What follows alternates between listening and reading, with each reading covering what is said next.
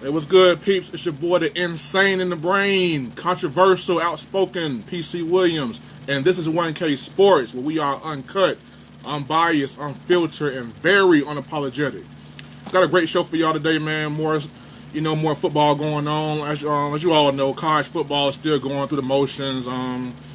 Doesn't really get good until October, November, after all the ranked teams play, all the rivals play, and everything like that. So, NFL here and there. So right now, I can only address what's going on. I understand college football hasn't really, taken off yet. I understand NFL is only 3 weeks old, but hey, it's still 1K Sports. I got a job to do. Y'all got ears, so listen up, baby. It's your boy PC Williams. Well, college football is officially 4 weeks old. My man Benny G checking in already. I ain't even got started yet. My man supporting me real good, man. What's up, Benny G? Go Gators. Y'all beat Tennessee. Yeah, congratulations. Bro, I know some Pop Warner teams that can beat Tennessee right now. On God. Real talk. Now, I ain't even playing with you, bro. So, hey, Gators look good. I picked out winning the SEC East. I thought it was all over after French got hurt. But, hey, I'm going to still ride with y'all, man. But we'll see. Had a few upsets. Like I said, upsets to me are when a team that's ranked lower than you beats you. To me, that's an upset. This is a straight upset. It's not a, that's what I call it. So, had a few upsets going on here. Had USC, who was recently unranked, took down number 10 Utah. Now that was amazing to me because USC, to me, they're very talented, obviously, but they're up and down. One week they look good, the next week they look bad. This week they look good against a Utah team that's very stacked. Utah, to me, is not a very talented team. They never really are, excluding Alex Smith and everything like that. But Utah, they recruit the right guy for their system. They're well coached. But I think in games like this against USC, every so often, when you're a team that's not really built on talent, but more so built on scheme and coaching and, team where every so often you run against a team like USC that may not be well coached, may not be well executed, but on any given Saturday, that talent can take over, and I think that's what happened. USC was just more talented than Utah and just kind of beat them down, man. But it was a close game, 30-23. Number 15, UCF, that's right. The almighty UCF, who y'all say should be the national champions and all other bull crap. They lost to an unranked Pittsburgh team. Thank you, University of Pittsburgh, for beating UCF and getting these lame, overrated asses out of my top 10, out of my playoff picture. Bye-bye, UCF. Like I told you, man, you can be undefeated playing ducks all day long, man, but eventually you got to play somebody or just keep beating everybody, but that can't happen. You're not playing nobody good, and you just lost to an unranked pick team. Sorry, man. Bye-bye. No CFP for you. We had TCU at number 25, got taken down by SMU, 41-38. Not really impressed or not really thrown off by that, but hey, it was an unranked team beating the ranked team. But, well, hey, those are upsets. But anyways, let's get down to the prime time. What I'm really here for. UGA, number 3, took on Notre Dame, who is ranked number 8 at the time of their showdown. Georgia won 23-17. It was a good win. I feel like Georgia really showed resiliency. I've had my doubts this year going into this season about Georgia. I feel like maybe they'll start kind of getting a little comfortable. Maybe they'll start feeling like, hey, we're right there with Bama and Clemson. We're a top-notch team, which they are. And I had my doubts. I did pick Florida to win the SEC East. I stand by that because it's 1K Sports. I said what I said. I meant what I said. But UGA, to me, Kirby Smart, no surprise. He learned from the greatest of all time. He has built a great program that's built to last. He has the right kind of players, right kind of leaders. I feel like, DeAndre Swift and Jake Fromm, who continues to just be solid. I feel like Jake Fromm, to me, reminds me a lot of A.J. McCarron. Very solid. You can say game manager, but when it's time to make plays and time to go down the field and get you a score, he can do that for you. For the most part, he just plays this role, hand the ball to DeAndre Swift, get the ball to those playmakers out there on the outside, let the defense do their job. So he's just doing his job. But to me, Jake Fromm is very solid. DeAndre Swift, to me, is one of the top 3 running backs in the country. Top 2, top 3, however you want to look at it. As far as Notre Dame's concerned, I feel like Notre Dame, they may have saved their image, but maybe not their season. I feel like Notre Dame, they came into this season already with everyone kind of with looking down their nose at them. You know, you had Paul Feinbaum come on ESPN and say Notre Dame should never ever be, you know, in the playoffs again because of how bad they look. Remember 2012 they played Alabama, got beat down bad then. So it always seems like Notre Dame gets into these big games and just get blown out and just get dragged all over the place. But then you go into a very hostile environment in Georgia, a great, well-coached team, very talented. You hang in there when you have them down 10-7. You know, Georgia came back. They showed great leadership and resiliency. They came back. But to me, Notre Dame showed me some fight. I saw some fight from the Irish. You know, the Fighting Irish. I saw some fight from them. You know, they didn't go out there and just lay down. They took the fight to Georgia. I feel like maybe, you know, a few good play calls here and maybe they could score a few more points. But I just feel like Georgia was the better team. But I feel like Notre Dame really fought their ass off. And I respect that. You know, Notre Dame, usually they go out there and get beat down and get embarrassed. But this time around, they went out there and showed what they can do. They're a damn good team. You know, Brian Kelly, you know, you take away the beat down from other big-time teams, and all he does is win at Notre Dame. So, but hey, when you're at Notre Dame, the standard is championships. You got to win championships. You got to be undefeated. You got to be all that stuff. So they say their image as far as them getting back to the college football playoff. I'm not going to be like Paul Feinbaum and just kind of just dismiss them and all that stuff like that. But what I will say is they have number 18 UVA coming up. They got number 21 USC, who is very talented, very sneaky. You have number 20 Michigan. How the hell they're ranked number 20 is beyond me. I will get to Jim Harbaugh's overrated ass in a second. But if you're Notre Dame, you still got UVA, you still got USC, you still got Michigan, you got Stanford at the end of the year, who's not very good, so you can probably blow them out.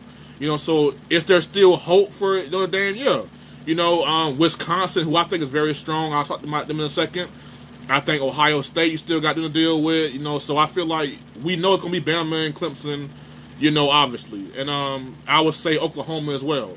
But that fourth spot is very much wide open because you could have two Big 12 teams, two SEC teams. You know, that's a possibility. You know, the Big 10, we'll see how it works out. So I think Notre Dame has a shot to still make the playoffs. But I don't know. But I think they have to play very great and almost close to perfection against UVA and USC and Michigan, which I think is doable. I think USC is very talented, but very up and down, very here and there. I think Michigan's overrated. You know, I think UVA is an underrated team.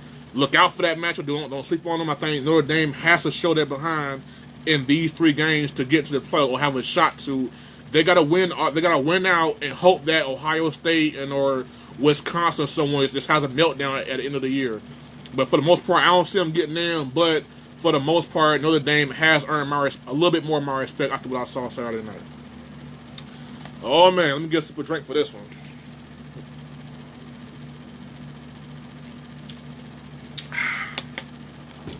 Jim Harbaugh once again took the field against a ranked opponent.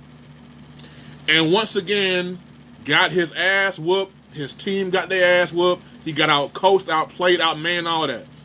But before I dive into Jim Harbaugh, let me give credit. Wisconsin is a damn good team. They always a very solid team in the Big Ten. They recruit very well. You know, thank you guys for Travis Frederick. I love y'all for that. I love my center to death, man. They recruit offensive linemen like it's nobody's business, man. They just go out and find linemen all over Wisconsin, man. But no surprise there. They always find good running backs. I think Jonathan Taylor, man, to me right now, is the king of the running backs in the country in terms of production, in terms of, you know, if there was a running back that could challenge Tua and Jalen Hurts for that Heisman, I would say it would be, you know, John Taylor. I would give him the nod over any other running back. All respect to, you know, DeAndre Swift and my man Najee Harris, Alabama. But right now, Jonathan Taylor is the best running back in college football. Many say he's the best running back prospect in college since Ezekiel Elliott. That's a mouthful, but the kid is good. I like what I'm seeing from Jonathan Taylor. I feel like Wisconsin, like I just said, they're gonna challenge Ohio State for Big Ten supremacy. They asked me in the barbershop who I think will be in the playoffs. I said Alabama, Clemson, Oklahoma, that fourth spot is wide open. And I would say right now, today, I would put Ohio State in that spot. But for the most part, I would say Wisconsin would be a dark horse. And Wisconsin got some games coming up. They do have Ohio State coming up. They do have, other games coming up. But I feel like Wisconsin right now, the way it's set up, schedule-wise, they do have Ohio State, so that's a big game they could end up winning. So I do feel like Wisconsin, to me, is very damn good. They could be in that playoff discussion when it's all said and done. But as of right now, for the Big Ten, I would give it to Ohio State. Just way more talented, way more deeper than Wisconsin. I think Wisconsin, their lack of ability to get the ball down the field and make big plays like that may hurt them against Ohio State with Jay Fields and the crew, man. But I think they will challenge whoever, man, and do their thing. Like I said, the thing about Wisconsin, man, that impresses me is that every year in the Big Ten, they lose the recruiting battle to Michigan and Ohio State. They lose every year in recruiting. They're not recruiting, blue chip, top-notch guys. They're recruiting guys that fit their system.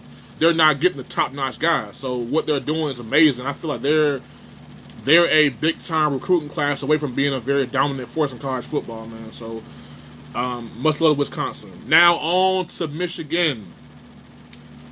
I'm going to go ahead and say it right now. I will stand by it. I don't know if I'll be proven right or wrong, depending on how Michigan's, athletic department views their success and what they want to do in terms of their value. But Jim Harbaugh, to me, should not and will not be the head coach of the Michigan Wolverines next year. Me personally, I felt like I watched the Michigan Wolverines flat out quit on Jim Harbaugh. It was 28-0 at halftime, 35-0 right after halftime. I feel like they just flat out quit against Wisconsin. That team, to me, looks lost. They have no offense. The defense, which was their calling card for the last couple of years, looks horrible. They got ran all over by Jonathan Taylor and that Wisconsin offensive line. They just look pathetic and just got pushed around, man. And Jim Harbaugh, to me, man, I've always said this, he's very, very overrated, man. He comes in to college football, and the first thing you do is call out Nick Saban. You come into college football and you call out Nick Saban, and you can't even beat the second best coach in the country in Urban Meyer. You come into Michigan, you call out all the big dogs. I'm going to do this, I'm going to do that. We're going to come back and do all this. Well, Jim Harbaugh, we're not going to sit here, and I feel like he gets way too much praise for what he did at Stanford, which was great. But you had Andrew Luck, a very, very rare talent. So you had him at Stanford. Then you mess around, go to the 49ers, and you inherited a great team. You inherited Alex Smith. You inherited a Hall of Fame running back in Frank Gore. You inherited the best tight end at the time at Vernon Davis. You inherited Delaney Walker, who was an all-pro tight end right now. You inherited Patrick Willis, who's going to the Hall of Fame, by the way. You inherited Navarro Bowman, who at the time was an all-pro linebacker. You inherited Carlos, all these guys. You inherited Vernon, Deshaun Ghosting. You inherited all these guys, Jim Harbaugh, and you got nowhere. You got to a Super Bowl, but you was getting blown out. Thank God for the power outage, because your team came back. It completely ruined the Ravens' momentum, and you almost came back and won that game. But let's face it, you was getting your ass kicked, all right?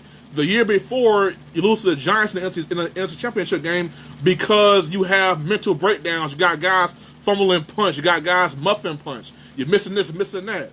The next year after the Super Bowl against Seattle, you lose that game. So you haven't really done nothing but inherited great teams in the NFL and do nothing with it.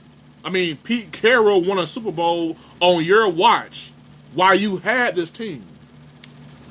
And then went to a second Super Bowl on your watch. So, overrated, man. Overrated. Now, but you know what? I'm not going to down Harbaugh on what he did at Stanford or in the NFL. I'm talking about right now at Michigan. At Michigan, Jim Harbaugh is 0-4 against Ohio State. That's bad. That's real bad. You've beaten Michigan State once. You're 1-9 against top 10 teams. You're 1-6 against ranked teams on the road.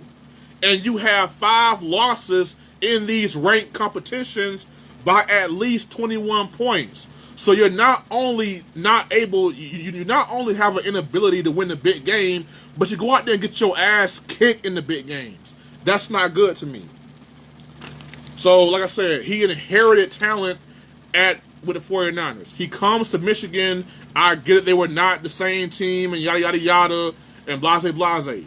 But Brady Hoke won a Sugar Bowl with a squad that's not even close to being as good as your squad. And for what I'm saying, I mean, Jim Harbaugh, you haven't even conquered what Brady Hoke did, and they fired him for you. So he's overrated to me, man. If he's still the head coach, I feel like he's going to get his behind killed by Michigan State. I feel Ohio State is going to be his behind down. So Michigan, it's been fun, man. But if y'all really care about winning, you heard Woody on Fox College Game Day. This dude was embarrassed. And when you start hearing guys like Charles Woodson come out and say, look, I was embarrassed, that holds weight. Charles Woodson, what he says, it matters in Ann Arbor. When Charles Woodson comes out and says, I'm embarrassed by what I saw, your job is in trouble. Trust me.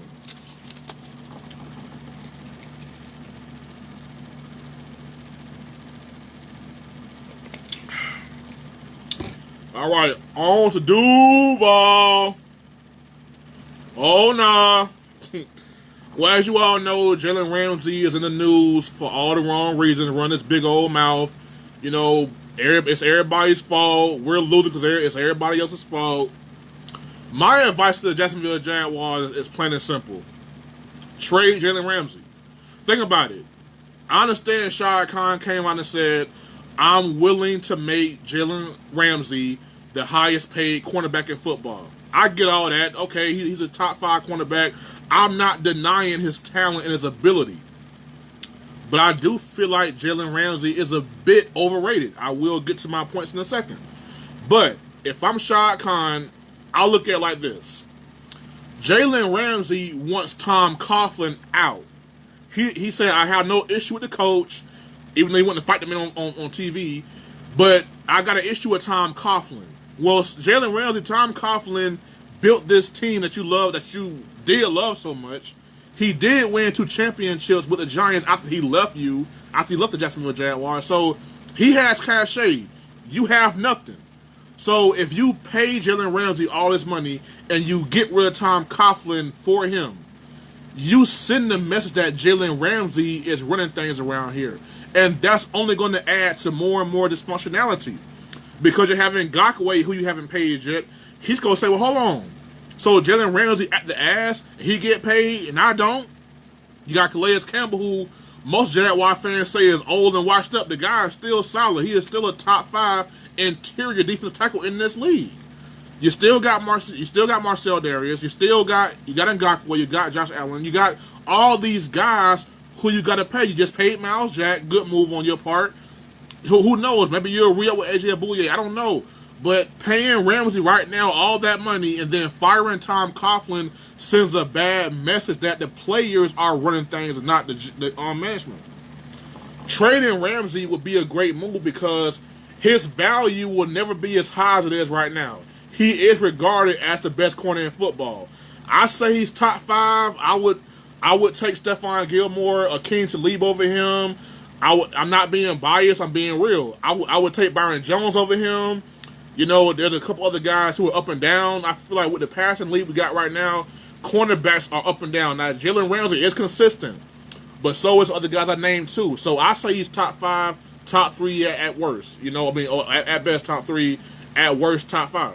So I give him his credit in that regard. So his value will never be as high as it is right now. His value is very high. You can get a first-round pick for Jalen Ramsey. Think about it. You just paid $88 million to Nick Foles. You just made him your franchise quarterback. So you need weapons. I understand DJ Chuck is stepping up. He's doing his thing.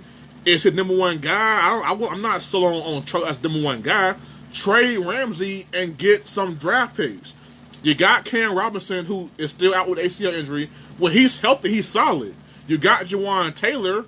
So you have bookend tackles when they're healthy, and you'll be all right. Trade and get a guard. Trade and get a center. Trade Ramsey to a team and get their best interior lineman, whether it be a center or a guard. That way you got 2 bookend first round talents at tackle. Then you trade Ramsey for, I would say, an example. The Eagles want Jalen Ramsey. I would trade Ramsey to the Eagles for Jason Kelce. Why not? Kelsey's getting older. The Eagles' offensive line is not as good as advertised. So guess what? I would go out and trade Ramsey, get Kelce in there. My O-line has 2 bookend tackles in an all-pro center. We'll work on the guard. We'll draft the guard. You can find guards anywhere. You can't find a center and 2 tackles everywhere, but you can find 2 guards. Why not trade Ramsey and get a receiver? Why not trade him to the Buccaneers? They're not going nowhere anytime soon or going nowhere fast. You got a big 6'5" freak of nature, Mike Evans. Why not trade Ramsey for him straight up and a first-round pick? Why not? So trading Ramsey, you get value back. And by trading him, you have enough, cachet, I would say, room to get Nick Foles some help. And hell, the draft's coming up. This receiver draft is loaded. You got Jerry Jeudy, you got CeeDee Lamb, you got Henry Ruggs, you got all these guys that are coming out this year. T. Higgins coming out this year. You have receivers that are top-notch, ready to roll right now coming out this year. So why not trade Ramsey and get a first-round pick? Trade him to a bad team. Get a top 5 pick.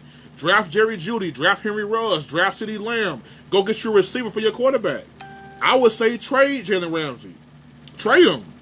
Why pay for a headache? They come for free. Why pay for a headache? Why make this guy the highest paid cornerback and fire Tom Coughlin? That's not going in the right direction. So here's my thing with Jalen Ramsey. Now I say trade him for a first round pick and a solid offensive lineman or a solid receiver. That's my advice. Now, as far as Ramsey, I took a lot of heat on Facebook last week. I said that Jalen Ramsey is, I say he was not the best cornerback on the Jaguars roster. And to say I got a lot of backlash would be a very much an understatement. Or was it? Jalen Ramsey to me is good. But 2 years ago, you were an all-pro corner. But at that time, I felt like A.J. Abouye was the better cover corner of the two. Now, A.J. has fallen off a lot, but so has Ramsey. I feel like Ramsey and A.J. Abouye are nowhere near where they were 2 years ago in terms of where they were and where they were headed. I don't think they're the same players they were. You made all-pro in 2017. You ain't made all-pro since. Help me understand that, Jalen Ramsey. Help me understand that, bro. So, Jalen Ramsey, to me, he's a hypocrite. He's a liar and excuse maker. Let me tell you why. Jalen Ramsey said, I only care about winning.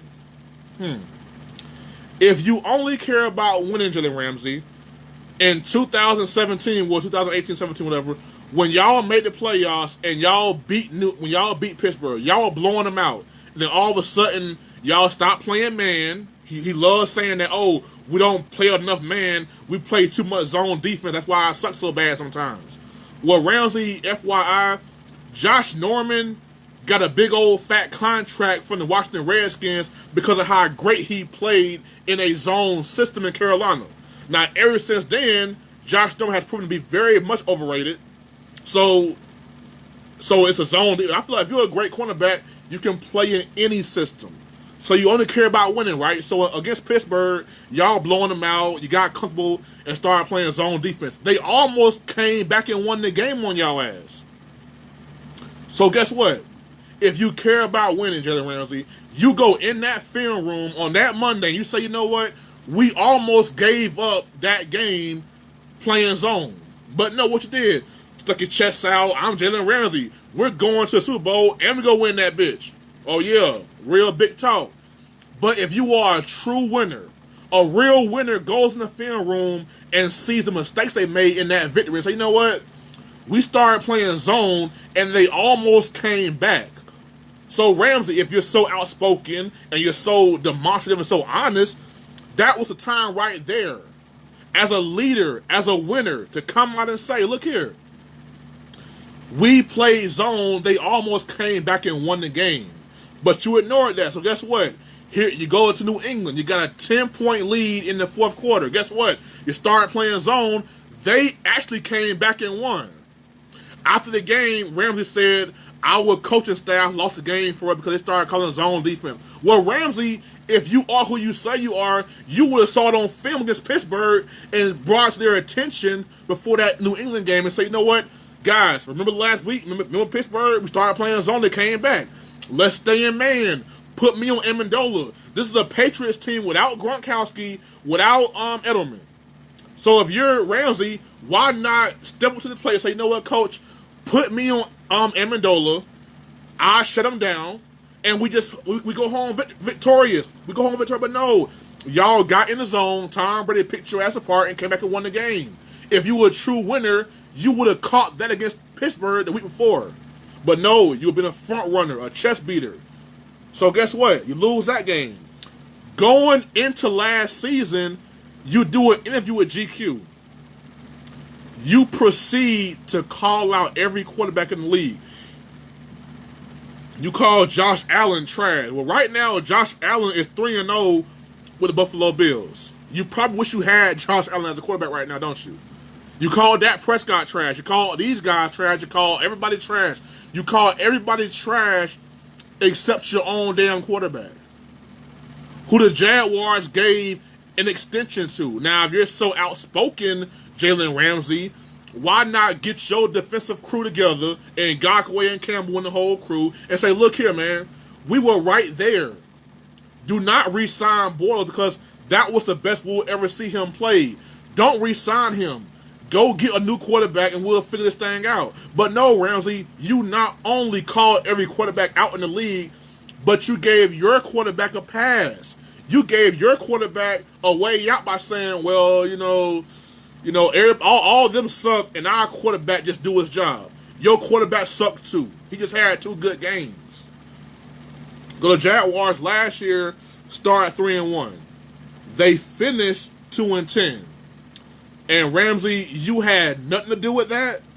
You had nothing to do with the Jaguars falling from grace like that. You had nothing to do with it whatsoever. Now, let's go to where you were ranked to end last season. Y'all say Jalen Ramsey is the best cornerback in football. Well, according to a very credible source called Pro Football Focus, Jalen Ramsey at the end of last season was the number 24 ranked corner. Now, do I think he's the number 24 corner in the NFL for real? No. Like I say, he's top 5, top 3 at best. But according to Pro Football Focus, a very credible source for information, they said based on his performance, he performed as the number 24 ranked cornerback in football last year. That's what Pro Football Focus said. All right? Now, when I made that status last week, my brother who I love so much, Tayshawn Williams, man, the head power coach, the head with the coach at Lake Wales High School. This dude comes on my post and said, "Well, big bro, Jalen Ramsey, he was targeted 120 times when guarding Odell, Tyreek Hill, AB, Ty, and D Hop, and the quarterback's rating was the lowest. So in other words, he did the best. Do I dispute those numbers? No. But one thing about stats, people love to bring up stats. Numbers don't lie. I get it. Men lie, women lie, numbers don't. But you know what? Men mislead, women mislead, and numbers mislead. Sometimes you see a quarterback and say, man, he had 4,000 yards passing. How much of that came in garbage time? How many times did a quarterback throw Ramsey's way and it was overthrown or the receiver dropped it? I watched him play against Tyreek Hill last year in KC. Tyreek Hill had Ramsey dead to rights on 2 plays, and Mahomes on 1 play missed them. On the other one, didn't even look his way. So that doesn't show up on the stat sheet. It just shows that the ball was thrown in your direction and was an incomplete pass. Was the ball overthrown? Was it a drop? Did it hit your hand? Was it underthrown behind him? None. That doesn't show up in the stat sheet. So, but I don't understand here though. Something ain't adding up. So Ramsey was targeted 120 times against these guys. I'm assuming it was last year. So, okay, 120 targets versus these receivers. Let's go back to last year and revisit the games in which Ramsey played against these guys. Opening day against OBJ. OBJ had 11 catches for 111 yards. So at what point was he shut down by Ramsey? So at what point in that game did he shut down Odell Beckham? Okay. You played Tyreek Hill last year. He had 4 for 61 on you. And like I said, Mahomes missed him on a go route that would have gave him a touchdown and about 50 more yards on you, which would have gave him 5 for 100 and a touchdown on your ass. But that didn't show up in the stat sheet. But either way, they gave you the business that day, from what I saw. You played AB last year. AB went off on you for 5 for 117 and a touchdown. Did you shut him down? At what point did you shut down AB the 2 times you saw him? In the playoff game, AB almost brought his team back against y'all. But it was AJ Abuye covering him. Why weren't you covering him? My father-in-law, man, Big Willie checking in. What's going on, dog? My man checking in here. What's going on, dog? So, back to Ramsey overrated ass. You played T.Y. Hilton last year against the Colts. Good job. He had 3 catches for 77 yards. The next time had 8 for 77. Good job. You played D-Hop. The first game he had 3 for 50. The next game he had 12 for 147. Yeah, real shutdown effort there, man. Oh, and matter of fact, we going back last year. I'll bring up this year before the Tennessee game, before they played the Titans. This year alone, before they played the Titans, Ramsey was targeted 17 times, 11 catches, 2 touchdowns, and a 124 QB rating. That's good for the 89th ranked cornerback in football, and that was after 2 weeks of this season. Opening day this year, Sammy Watkins, Tyreek Hill got hurt, and Watkins go off for 9 for 198 and 3 touchdowns. At what point, Ramsey, did you shut him down? So I get it. Y'all throw out numbers that say he's the best corner in football. You can also throw out numbers that say he's not as good as y'all think he is. Numbers don't lie, but they mislead. And Jalen Ramsey's numbers misleads you, because I don't doubt what my homeboy Tayshawn said. He's very right on what he said, that he was targeted this many times and the QB rate was not as high. But for some reason this year, after the first 2 games, it was 124 rating, which is 89th in the league. So something ain't adding up here, man. Something ain't coming together how we need to come together, man. So we can throw out stats all day long. Oh, I got stats. Hey, I got stats too, man. You got stats that say Jalen Ramsey is the best corner in football. I have stats that say he's the number 24th and number 89th ranked cornerback in football. Either way, it all comes down to this. Jalen Ramsey is a top 5 corner. I'm not trying to dispute that. There is nothing that pro football folks can tell me that will make me change my mind about Ramsey being a top 5 corner. Does he get beat a lot of times? Yes. Does he make plays a lot? Yes. Is he prime time? Hell no. Is he Woody? Hell no. Is he Champ Bailey? Hell no. I see talent. I see ability. I don't see impact. I don't see the Deion Sanders impact. Deion went to the 49ers, Super Bowl champions. Went to the Cowboys, Super Bowl champions. Woody went to the Packers, Super Bowl champions. They make impacts. They take INTs and score with them. They shut down half of the field for the entire game. Now I get it, Ram. You say you want to play more man coverage, but if you are an elite corner, you can play in any system. So I don't want to hear the excuses, man. So look here. And also, Ramsey's best year, 2017, he had 5 other Pro Bowlers. Calais Campbell damn near won Defensive Player of the Year that year. And Gockett was an All-Pro. You had Taylor Smith an All-Pro. Miles Jack a Pro Bowler. AJ Abuye a Pro Bowler. Barry Church, all these guys, you had all these guys around you, and that was your best year. But as the pass rush has gotten a little older and slower, so have you. You've gotten more and more exposed as your pass rush is no longer there. So my advice to Ramsey and the Jaguars, right now Ramsey's value is so high.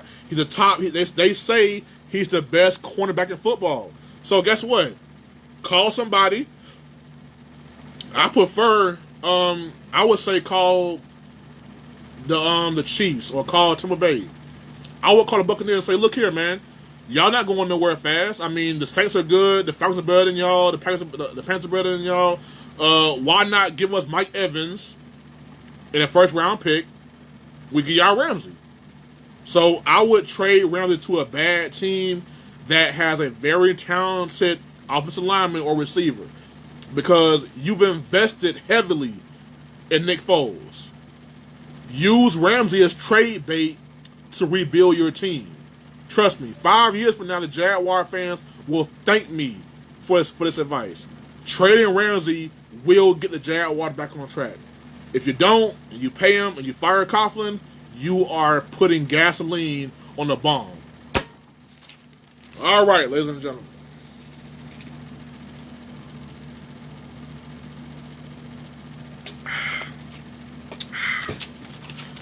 It is my weekly State of the Cowboys address. Y'all know how I get down, man. Cowboy Nation, I come to y'all. We 3-0. We 3-0. Didn't play that great yesterday and still won by 24. Dolphins are not a bad team. I'll get to that in a second. But 3-0. It's a long season. How do I feel as a Cowboy fan? I'm impressed. But I'm not satisfied. I'm not content. Because I feel like, yes, it's a long season. We got a lot of work to do. We got 13 more games to play. We haven't even gotten into the thick of our schedule. As far as who we played so far, we can only play who's on our schedule. Sorry. I mean, sorry, but not sorry. I do not feel bad for the Dolphins or the Redskins or the Giants. It's the NFL. You a grown-ass man. You get paid millions of dollars to play football. I don't want to hear it. You got your ass beat. I don't feel sorry for nobody. We had injuries a couple years ago. We had, Zeke missed game. We had our left tackle being hurt. Nobody felt sorry for us, so I don't feel sorry for y'all. Screw y'all, too. I don't care who's on the schedule. We play who's in front of us. And so far, who we've played, we've killed them. Does that mean that, we're a juggernaut? No. We have plenty of... We're gonna see. We're going to see real soon here, man. But... it doesn't take a bad or a great team to see player improvement. I don't care if it's the Giants or Redskins and the Dolphins. I see a different Dak Prescott. I see a different Zeke. I see a different offensive philosophy. I see a defense that's better. And here's the scary part. Y'all saying, the Cowboys, I see a lot of y'all want to get on the bandwagon. The Cowboys, y'all do look good. Nah, man. Keep that fake-ass love over there, man. Don't try to jinx us, man. I know who a real Cowboy fan. I know who ain't a real Cowboy fan. So miss me with that, all right? Real Cowboy fans right now, we're not satisfied, all right? And that's the problem I have. See, a lot of y'all want to get on the Cowboys bandwagon, talk all that noise, and then when the ship goes down, y'all want to run and hide. Then the real Cowboy fan guys speak up for y'all and talk for y'all because of the mess y'all made. All right? But here's the scary part about the Cowboys that y'all not even listening to right now, because y'all also focus on, they ain't played nobody. They ain't, oh my God, they played the Giants and the Redskins. They played the Dolphins, yada, yada, yada. Here's the scary part about this Cowboys team. Amari Cooper and Zeke missed all the training camp. Coop had a heel injury that he was resting throughout training camp, and Zeke held out. Think about that for a second. Amari Cooper and Zeke Elliott missed all of training camp. So they're still finding their groove right now. Zeke Elliott's had back-to-back, 100-yard games. Amari Cooper had a 100-yard game opening day. Had 4 for 44 against Washington and a touchdown. Had 6 for 88 in this game and 2 touchdowns against the Dolphins. Against Xavier Smith, a top 5 corner, in my opinion. So Amari and Zeke, they're still trying to find their groove. They're still trying to find their way and play into game shape. Hell, you see Zeke taking serious off in this game so far. Amari Cooper, it seems like Dak Prescott had more of a rapport with Gout than he did Amari, because Amari's been out all training camp. So Amari and Dak's connection will only get stronger. Zeke Elliott will only get stronger. So, not to mention we have Michael Gallup, our number one deep threat receiver. He's out for about 2 to 4 weeks with a partial meniscus. Now he could be back in a couple weeks. I don't want to rush him back. He's going to be out for about 2 more weeks. So our offense right now not even all the way whole. Then our defense, our starting safety Xavier Woods, he's out for about 4 weeks with a high ankle sprain. Not to mention you have Crawford and Woods. So our D-line depth and rotation is not completely full yet. We haven't even seen the kid Tristan Hill all that much. Tyrone Crawford's been out. Antoine Woods, Crawford and Woods were actually not in this game. Robert Quinn just came back from suspension, so he's got to get in the game shape. So our team right now is not even completely together and completely at whole and at full strength. So that's a scary part. Imagine when we do get better. Imagine when we get Gallup back and he's healthy to go with Coop and Devin Smith and Zeke and, Jarwin and Witten. Imagine how that's going to be. Imagine when we get Robert Quinn up to speed and he and D-Law can cause havoc. Then you bring in Crawford and rotate with those two. You get Antoine Woods back, him, Malik Collins, and Tristan Hill in the interior. You get Xavier Woods back in that secondary. We're deep in the secondary. We have like 6 legit DBs in our secondary that can play. Like Woods, Byron Jones, Jeff Heath, Jordan Lewis, Anthony Brown. We have guys that can play in our secondary. Our team is not even completely whole yet. We have guys still trying to get in the game shape, Amari and Zeke. We have guys that are injured that's going to play their way back into shape. Antoine Woods, Tyrone Crawford. We got guys going to be out for a few weeks. Xavier Woods, Gallup. So, hell, we're not even peaking yet. We haven't even peaked yet. We're just going through the motion. And obviously, offensively, I know Kellen Moore. I watch Kellen Moore in college. I know how his mind thinks offensively. He has not even shown y'all page 2 of the playbook yet. Imagine as Dak Prescott gets more and more comfortable in the offense. Kellen Moore will throw more stuff at you, more things at you. Kellen Moore has not even shown us page 2 or 3 of the playbook yet. We're still growing as a team our damn self. Like I said, the next 4 games will show me a lot about our team's character and leadership because we are 3-0 right now. And we have New Orleans at New Orleans. I'm not counting them out. Drew Brees or not. You still got Alvin Kamara, who I think is a great playmaker, but not a great every down running back. As a feature running back, he's overrated. As a playmaker, he's top 5 in the league. It's a difference. You got a lead dog running back like Saquon Barkley and Zeke and Todd Gurley, and you also have a guy that can do it all. And that is Alvin Kamara. As a playmaker, he's top 5. As a running back, overrated as a feature running back. But you got him. You got Michael Thomas. You still got Taysom Hill. Teddy Bridgewater did lead a team to the playoffs and almost won a playoff game. So I'm not counting him out.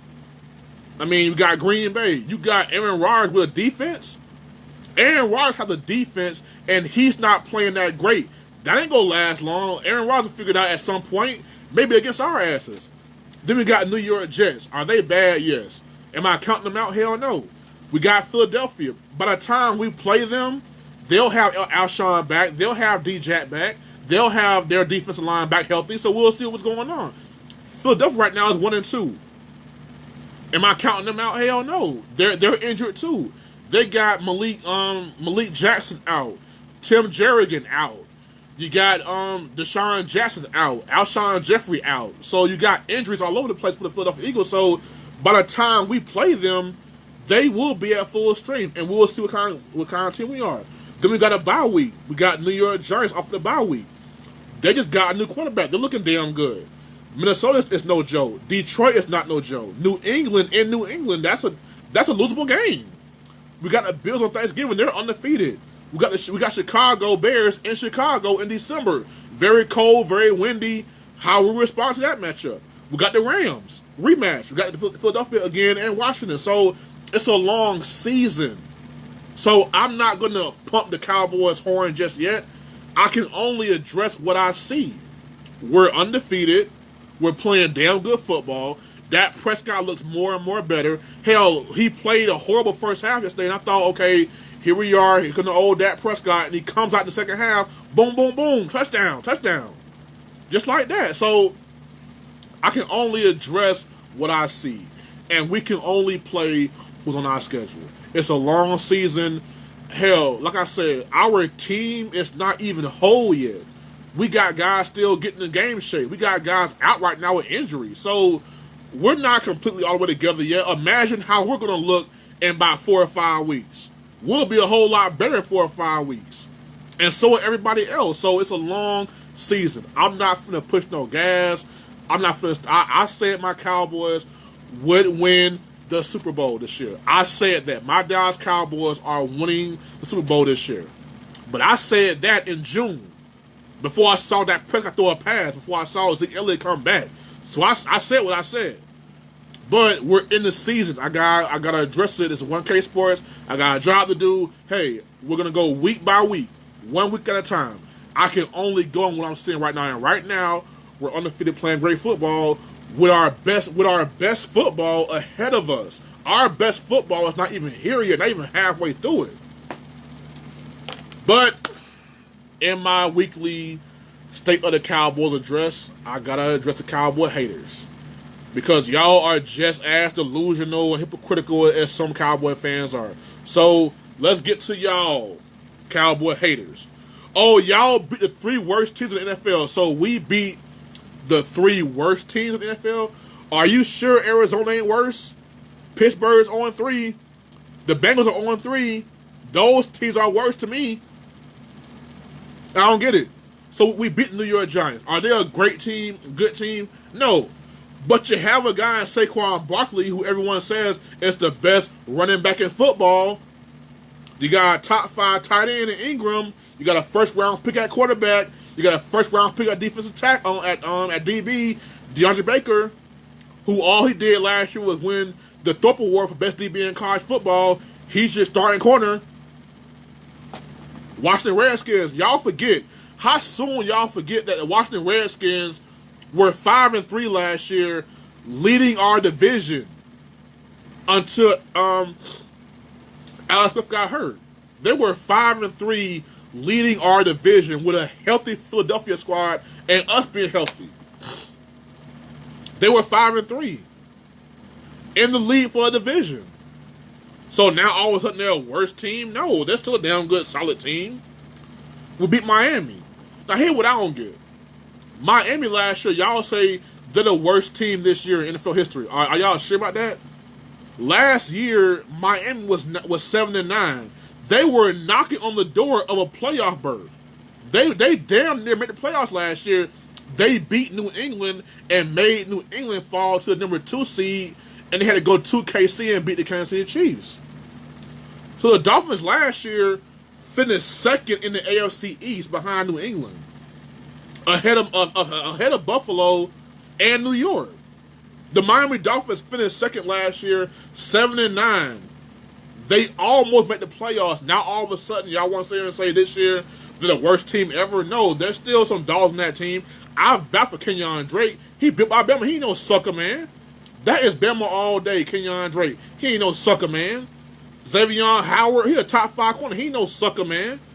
Preston Williams, Devontae Parker, they got weapons now. They're not a sorry team. Josh Rosen was a top 10 pick at quarterback. I mean, so come on with all this nonsense, man, and the hypocrisy. See, Lamar Jackson on opening day killed the Miami Dolphins. And what y'all said? Oh, Lamar Jackson for MVP. LJ for MVP. The Patriots beat the Dolphins last week. Oh, man, y'all can't stop New England. But the Cowboys beat the Dolphins, and we're garbage. We're overrated. But when Lamar Jackson beat the Dolphins, he was the MVP of the league. The best thing ever, right? Tom Brady beat them 43-0. Oh, my God, you can't beat New England. Then we beat them, and all of a sudden, we're overrated. Do y'all know that the Patriots have not played a team this year so far that has a win? Every team the Patriots have played this year is still 0 whatever. Pittsburgh is 0-3. The Jets are 0-3. Miami's 0-3. The Patriots, the defending champions, have not beat a team yet this year with the win. So, that means they're in the same boat we in right now. The Giants, they have a win. They won yesterday. The Redskins had the Eagles down 17 on opening day. So, this is the NFL, man. These are grown-ass men with mortgages, rent, car notes, school tuition. They play football, too. So, like I said, I'm not going to cause world beat. We got 4 games coming up against New Orleans. I don't care if Drew Brees not playing, so what? That's still a damn good team in New Orleans. We got Green Bay, we got the Jets, we got Philadelphia. Three of these games are losable. So we'll see. We will see what we have. We're 3-0. These next 4 games are crucial because we got a bye week, then we got the hell of a schedule coming up here, man. So it's a long season. So Cowboy fans and Cowboy haters, just sit back and chill. It's a long season, man. But we are 3-0. All right. Last but certainly not least, man, AB. Take a squig of this one, man.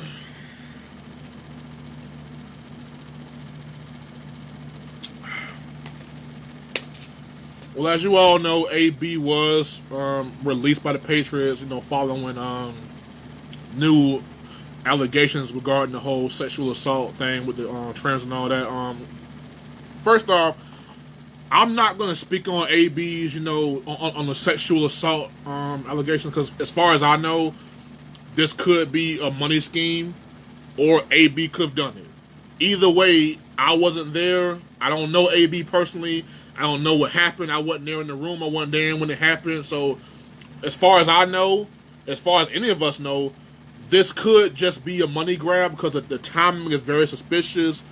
Right as he goes to New England and has this opportunity to just pull off this big old heist, then it comes out. Then all of a sudden, so as far as I know, they could be lying to their teeth, and as far as I know, AB could have really done it. So I'm not going to speak on that. I'm not qualified to speak on that, so I'm gonna leave it at that. But I will speak on AB's behavior prior to those things coming out. To me, Antonio Brown's behavior has been pathetic, sad, and embarrassing. I feel like Antonio Brown, to me, is just the latest famous black athlete that we have, entitled. We have made excuses for him. And we just sit there and say we enable guys like AB because they're so talented. They come from the hood. They come from hard times and all so that. So we give them excuses and we enable them. And I feel like that's a really big problem in the black community. There is no sense of accountability at times in terms of how we treat someone. How many times on a Pot Warner team does the best kid on the team have bad grades, and somehow, some way, the coach finds a way to still play them in the game? So this is an issue that's not just with AB. It was an issue with T.O., Randy Moss. We deal with guys in the NBA. We do it with all kind of guys. We did it with OJ for a little bit there, man. So we enable our black athletes, and we send the wrong message to them. We say, oh, go out there and do what you do. You are above the law. You are above reproach and any kind of thing like that. So go out and do what you want to do, man. You are the man. That's a problem. That's a real big problem in our community. We have to stop enabling kids at a young age and saying, yeah, go ahead, son. It's okay that you're failing science. You'll still play in the game Saturday.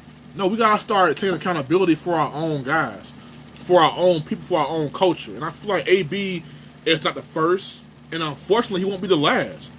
We're doing it right now, whether y'all know it or not. We're doing it right now with Jalen Ramsey.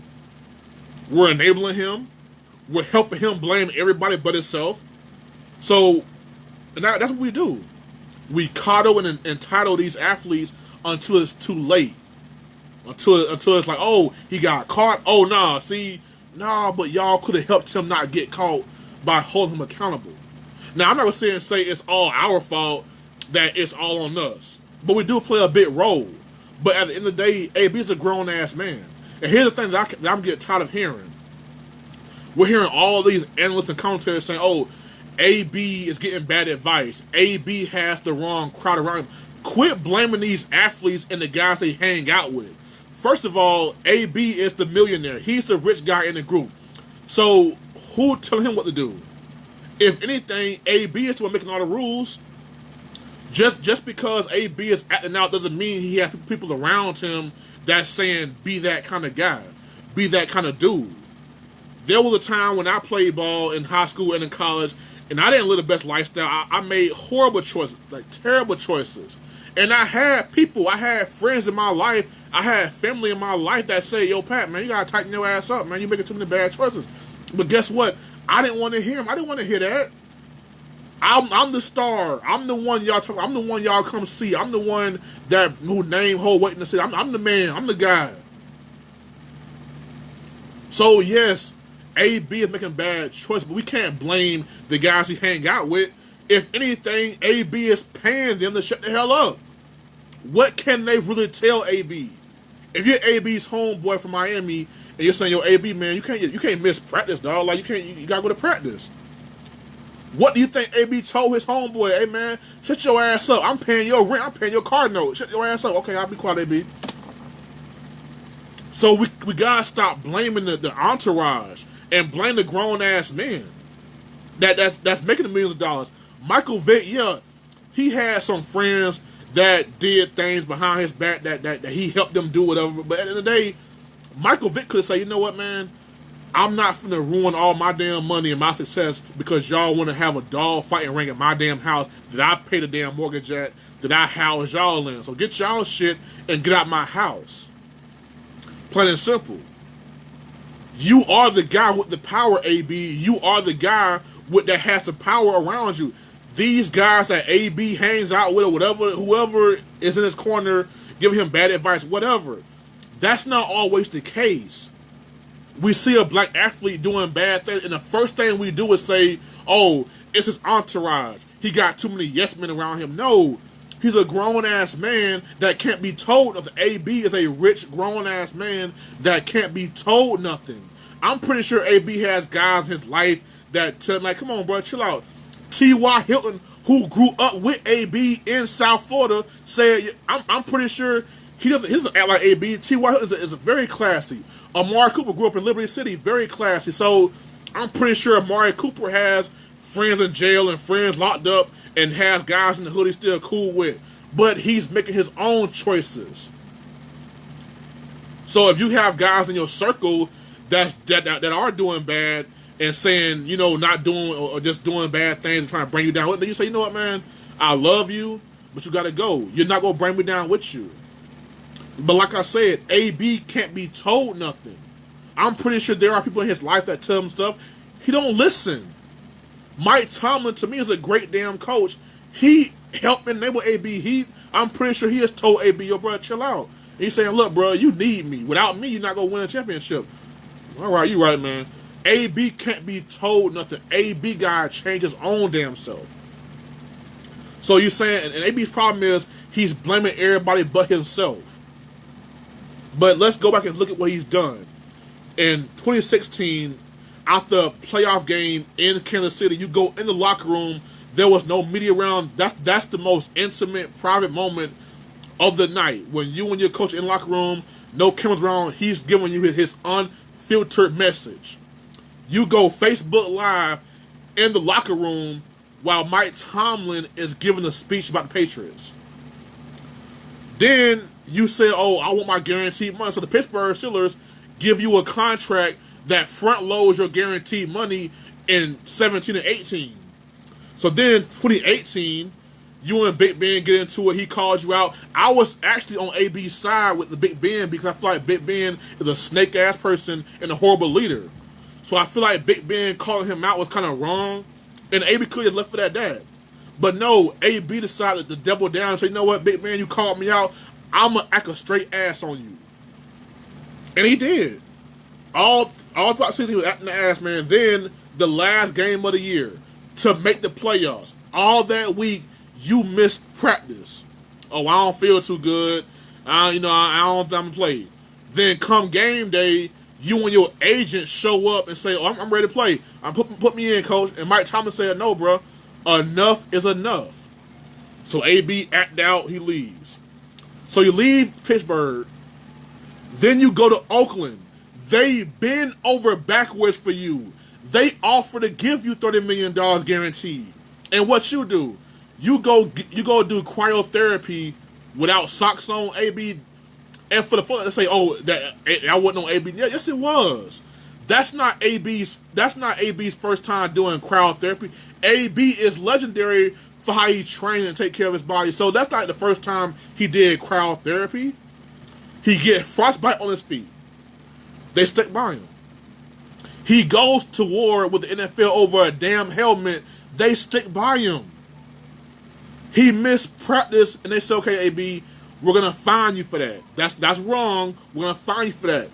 Instead of being a man, taking your fine, and just being cool about it, you say, "You know what? I'm gonna take a picture of the letter that Mike Mayock sent me, finding me, and put it on Instagram. Then I'm gonna record a private conversation with John Gruden and put that on Instagram." That's not your crew, AB. That's your ass. That's not your homeboys or Big Ben, or it's their fault. You want to call out Shannon Sharp, you want to call out Big Ben, you want to call Robert Kraft. No, it's your fault, bro. It's your fault. And even through all that nonsense, you calling Mayock a cracker. You want to fight the man in front of the whole team. You showing the team up, and yet you were still right there in position to get your $30 million. But you screwed that up. Then the Raiders, who bent over backwards for you to say, "You know, AB, look, man, we tried, bro. We tried, but enough's enough." And they cut you. And here we are thinking it's all over, man. Maybe that's what you needed. Here come the Patriots that scooped your ass up and said, "All right, AB, you with us now." And they gave you a contract, 1 year, $10 million, with $5 million in incentives. And then if you do your job, play good football, the next year you get a fully guaranteed $20 million contract. So you did all this crap, and you still found yourself in a position to win a championship ring or two, and still get your guaranteed money back over 2 years by just doing what AB does best, and that's catch footballs. And I'm pretty sure the Patriots knew about the allegations. They knew about it. They didn't care. They knew about it. All you had to do was not text the alleged victim. You text them, basically threaten them, saying, "Get your damn mouth shut." And they said, "Okay, AB, man, we had enough." At what point does AB blame AB? He goes on a tirade blaming Shannon Sharp, you blaming everybody but yourself, man. And in the black community, man, that's a problem. We enable these guys to act this way. It starts in the Pop Warner fields. "Oh, you got bad grades? I don't care. Come on out here and play." "Oh, you always getting referrals in school? Okay, come on out here and play, man." Now, I coach my son's T-ball team. I'm not going to say any names. I coach my son's T-ball team. Now, the older baseball team had a big championship game coming up. And one of their best players got a referral, got suspended, and had bad grades. And they said, "Well, we got to do something about this, because we got a championship game coming up. We need him to play in it." I'm like, wow. The kid gets suspended, got bad grades, got a referral, and all you care about is him playing in a championship game? We are starting the issue in the Part Warner fields, in the T-ball field. We are starting the problem there. Then it goes to middle school. "Oh, you missed class? That's all good. We need you for the game, man. We need you, dog." Then they go to high school. "Oh, you cut class and smoked some weed? All right, look. Just go out there and play ball. We'll deal with it privately." Then all of a sudden, here's where it starts becoming a problem. Now you go to college, and there are other great players around you. And now all of a sudden, the things you did in high school, you get to college, you say, "Well, hold on, kid, you're talented, but you're not the best guy on our team. Bye, peace out." Or maybe you are that good, and they say, "Okay, Maybe you are a Percy Harvin or Aaron Hernandez, and they say, okay, well, you're the best in the country. We need you, man. So we'll overlook that. Then you get to NFL, and they have a zero tolerance for you. AB, man, blame yourself. It's your fault. You screwed yourself out of $30 million guaranteed. Twice. Because New England gave you a shot. It's okay. We'll take you on with all the problems. We'll take you on. You play football. You stay out of trouble. You will get your $35 or your $30 million guaranteed from us. From us. He had it all right there and he ruined it. And even with the allegation, they say, look, we're not going to charge AB. They say, look, we're not going to do an investigation. There it was, AB. Just keep your mouth shut and play ball. But you decided to text the accuser and threaten her. What were you thinking, AB? Why would you text her and threaten her? That makes you look guilty. So, look, like I said, we have to, and I really hope that every young, talented black athlete learns from AB's problem. Because, let's face it, man, it could be you next. Think about it. Let me not do what AB did. Maybe I'll be all right. And we can't sit here and blame, oh, AB did grow up in a rough neighborhood. You know what? So Amari Cooper came from that same neighborhood in Liberty City. T.Y. Hill came from that same neighborhood. They don't act like AB. It's your, like, quit giving these guys excuses and quit saying, oh, well, he's young and rich. No, he's a grown-ass man that's rich. When I was 19, 20 years old, I was considered a grown-ass man that had to be held accountable for his actions. So you give a 20-year-old millions of dollars, that don't make him more younger. He's still a grown-ass man. So AB is a grown-ass man that has to look in the mirror and check himself.